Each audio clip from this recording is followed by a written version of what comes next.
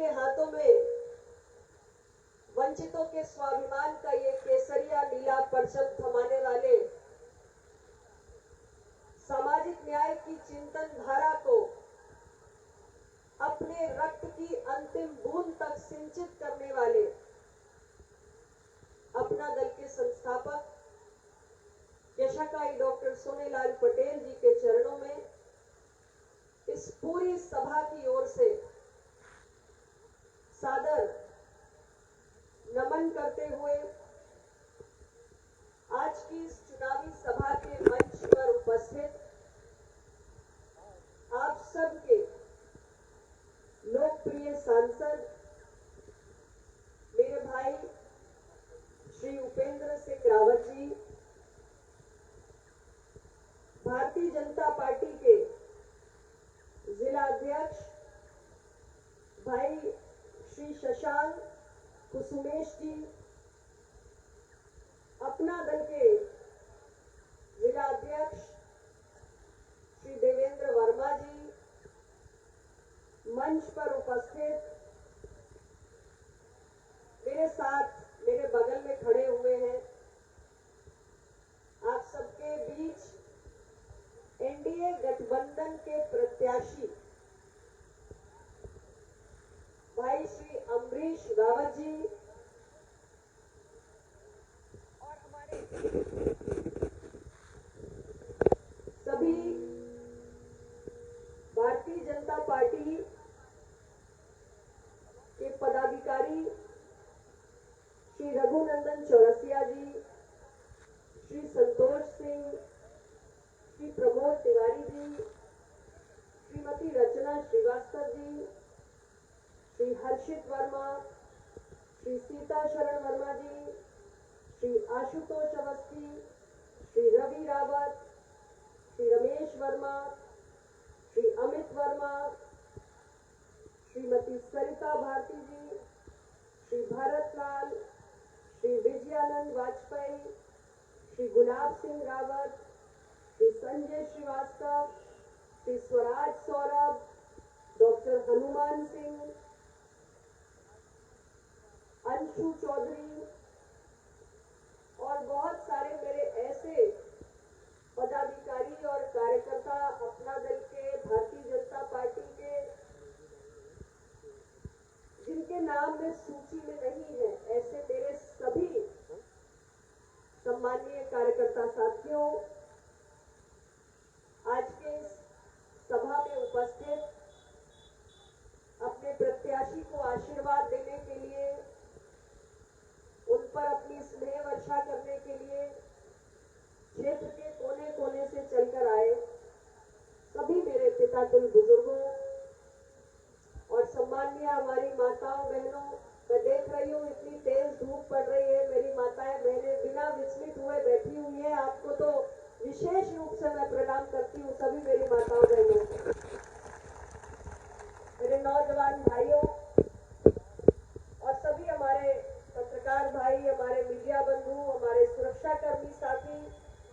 आप सबके बगैर तो संभव ही नहीं है कि हम इतनी बड़ी सभा कर सके। तो मैं सभी लोगों को बहुत आभार व्यक्त करना चाहती हूँ कि आप हमारे प्रत्याशी अमरीश रावत जी के सम्मान में यहाँ आए हैं, इतनी बड़ी संख्या में आए हैं। मुझे खुशी हुई, माननीय हमारे सांसद जी जब अपनी बात रख रहे थे, हमारे भारतीय जनता पार्टी के जिला अध्यक्ष भाई जब अपनी बात रख रहे थे, तो उन्होंने मुझे सारा का सारा श्रेय दे दिया कि भाई 2017 के चुनाव में मैं आई, मैंने आपसे अपील किया, फिर 2019 में मैं आई, मैंने आपसे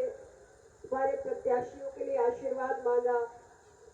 और हमारे दोनों प्रत्याशी 2017 भी हम जीत गए, 2019 भी जीत गए।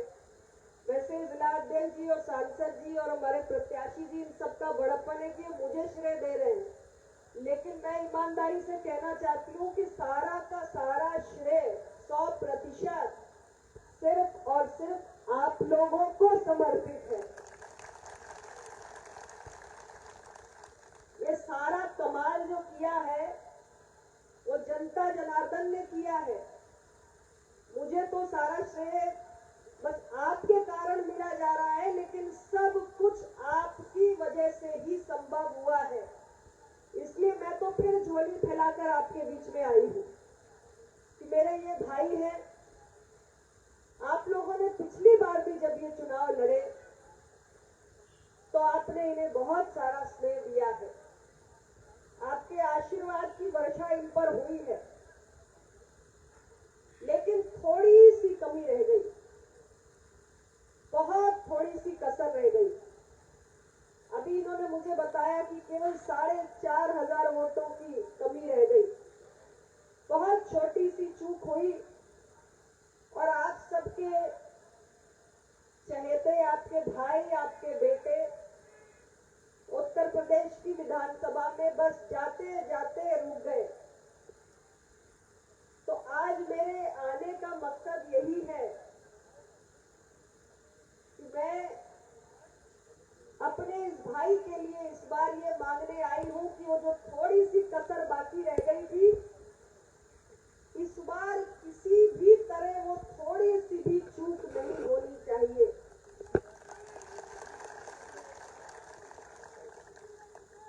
और 27 तारीख को, पिछली बार कुछ लोग जरा आराम से ठंड मारकर घर में बैठ गए थे, घर से निकले नहीं, इसलिए ये बस विधानसभा पहुंचते पहुंचते रुक गए। तो इस बार मैं आपसे कहना चाहती हूं कि आने वाली 27 तारीख को इस बार पहले मतदान, फिर जलपान, और एक भी व्यक्ति इस बार ईवीएम का बटन दबाने से चूकना नहीं चाहिए। ऐसा निवेदन करने के लिए मैं आपके बीच में आई हूं। साथियों, हमने उत्तर प्रदेश के अंदर जब आप लोगों के आशीर्वाद से 2017 में परिवर्तन हुआ, एनडीए की सरकार बनी, समाजवादी पार्टी की सरकार को आपने सत्ता से बेदखल करने का काम किया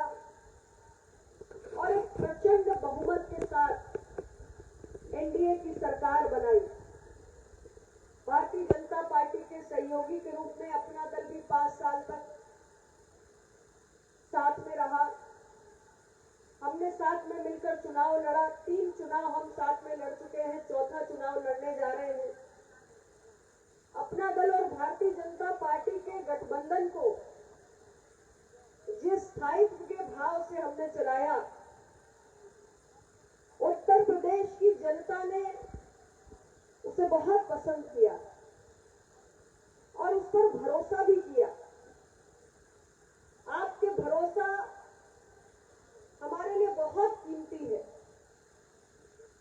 और इसलिए जब हमारी सरकार बनी तब हमने तय किया कि आपने अपना जो भरोसा एक कर्ज के रूप में हमें दिया है, उसे ब्याज समेत हम वापस करेंगे। और उस भरोसे के लिए उत्तर प्रदेश को हम एक नए युग में, एक नए दौर में लेकर जाएंगे। उत्तर प्रदेश के अंदर जिस विकास की कल्पना करना भी संभव नहीं होता था, ऐसा विकास हम प्रदेश के कोने कोने तक पहुंचाकर दिखाएंगे। और यही कारण है कि उत्तर प्रदेश के अंदर जिस विकास यात्रा को हमने प्रारंभ किया, 5 सालों में डबल इंजन की सरकार ने जिस गति से उस विकास यात्रा के प्रभाव को प्रदेश के गांव-गांव तक, शहर-शहर तक, कस्बों तक, गली मोहल्ले तक पहुंचाया है, आज हम पूरे साहस के साथ अपने रिपोर्ट कार्ड को स्वयं जारी कर रहे हैं और हमारे गठबंधन का एक एक नेता 5 साल में सरकार की उपलब्धियों का पूरा ब्यौरा लेकर जनता के बीच में पहुंच रहा है। 5 साल तो हमने बताया ही कि हम क्या कर रहे हैं, उत्तर प्रदेश को लेकर हमारी क्या कल्पना है, चुनावी वक्त में भी हम ये बताने का काम कर रहे हैं कि 5 साल के लिए आपने जो भरोसा हमें दिया था, तो हमने उत्तर प्रदेश के विकास के साथ किसी भी प्रकार का कोई समझौता कभी नहीं किया। सारे विकास कार्यों का उल्लेख जो इस जनपद में आपके विधानसभा क्षेत्र में भी हुआ होगा, मुझे विश्वास है कि माननीय सांसद जी, हमारे सभी जनप्रतिनिधि जो इस जनपद से आपने चुनकर भेजे हैं, आपके बीच में उसका उल्लेख भी करते होंगे। लेकिन मोटे तौर पर आप देखिए प्रदेश की तस्वीर कैसे बदली है। भारत सरकार से लेकर प्रदेश सरकार की तमाम योजनाएं और भारत सरकार और प्रदेश सरकार के बीच का आपसी समन्वय,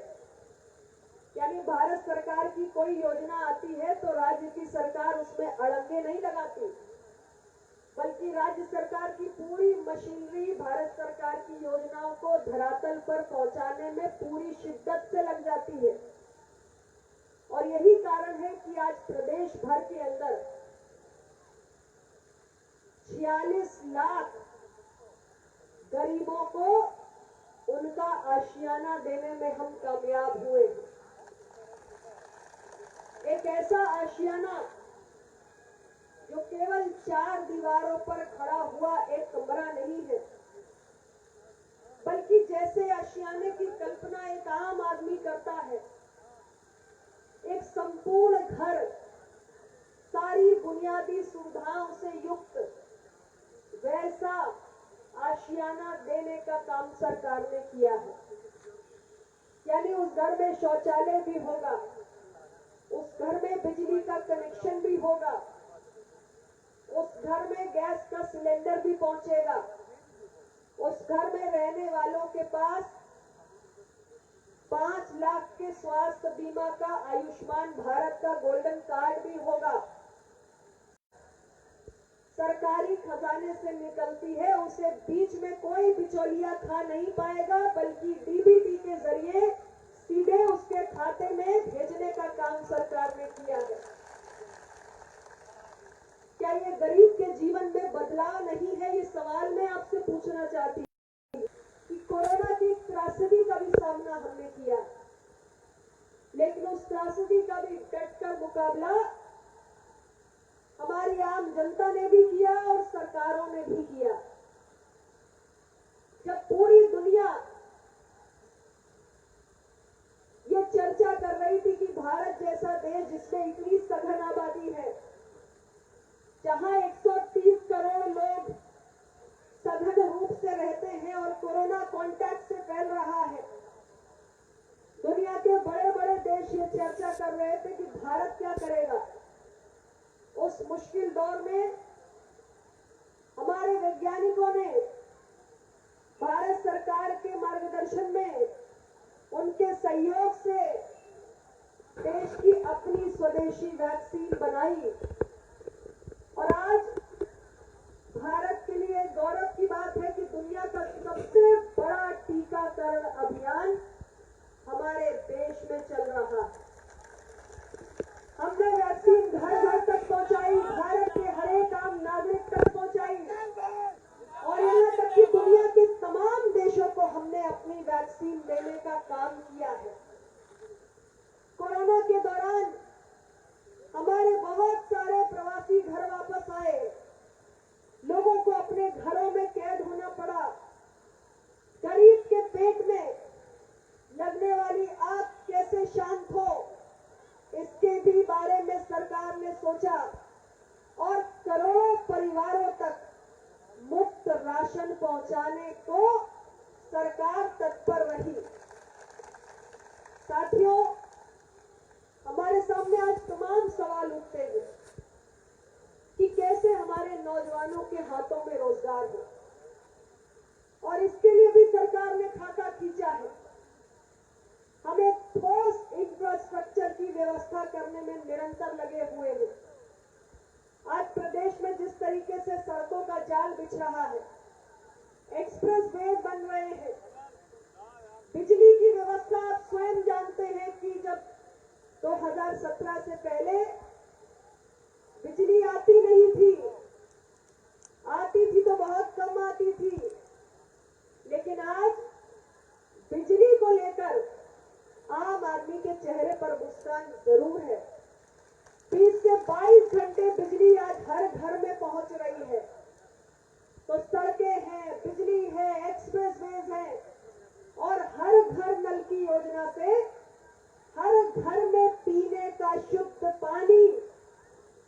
जल के जरिए पहुंचे,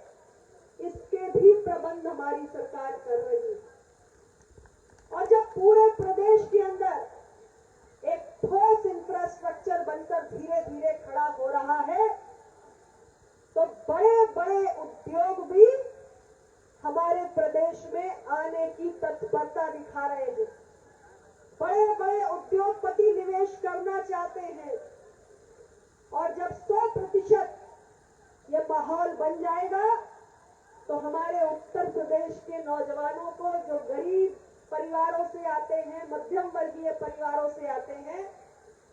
उन्हें अपने बुजुर्ग माता पिता और परिवार के अन्य सदस्यों को छोड़कर रोजी रोटी की तलाश में दूसरे प्रदेशों में भागने की, जाने की आवश्यकता नहीं पड़ेगी। ऐसी कल्पना के साथ हमारी सरकार काम कर रही है। और ये कल्पना जो काफी हद तक हकीकत में तब्दील हो गई है, इसको 100% इस सपने को पूरा करना है तो हमें 5 साल और चाहिए। और मैं आपसे वो अगले 5 साल मांगने के लिए आई हूं। और इसलिए मैं आपसे कहना चाहती हूं कि अपना दल और भारतीय जनता पार्टी के संयुक्त प्रत्याशी हैं अम्बरीश रावत जी। मैं आप सब क्षेत्रवासियों से और खास तौर से मेरे अपना दल को मानने वालों से, अपना दल के शुभचिंतकों से, अपना दल के चाहने वालों से, अपना दल के कार्यकर्ताओं से, डॉक्टर सोनेलाल पटेल जी के सिपाहियों से कहकर जाना चाहती हूं कि आने वाली 27 तारीख को एक एक व्यक्ति सबसे पहले निकलकर जो काम करेगा, अपने मतदान केंद्र तक जाएगा और ईवीएम मशीन पर हमारे भाई अम्बरीश रावत जी को जिताने के लिए कमल के फूल के सामने का बटन दबाकर